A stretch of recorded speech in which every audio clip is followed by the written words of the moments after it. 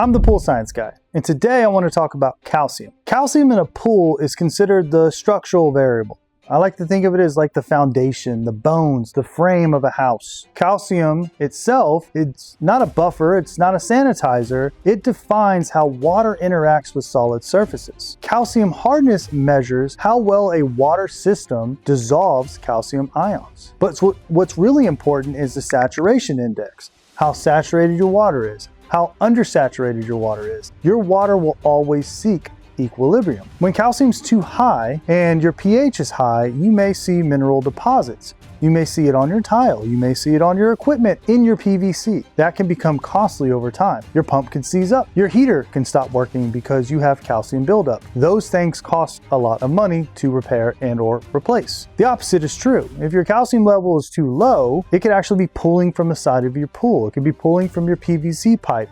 It could be trying to find calcium from other alternatives. It's needed in the system to bond appropriately. If you have a salt pool, it's exacerbated. Knowing your calcium level is very important so you don't come into unexpected expenses. You don't have to get your pool replastered ahead of schedule. Your pool is always either rebuilding itself or degrading itself, eating itself, if you will, consistently. One of the two is happening. If you balance your calcium appropriately, you can mitigate that happening too fast on either side of the spectrum. Calcium hardness is a very important variable, but it's also a dependent variable. Think back in kindergarten. You had to hold hands across the road. Calcium does the same thing in a pool system. It relies on your pH, your alkalinity, and all the other variables within that system on how it reacts and speaks to you, the pool and or hot tub owner. So when your pool is speaking, it's smart to listen. Thanks for watching. If you like this content, like and subscribe. Add your comments in the comment section because we want to hear from you. If you have a water test, we're more than happy to help you walk through that water test and understand the results. If you want to be added to a weekly newsletter and get pool tips, add your email to the comments and we'll get you put on the distro. Remember, I'm the pool science guy. Let's talk pool science.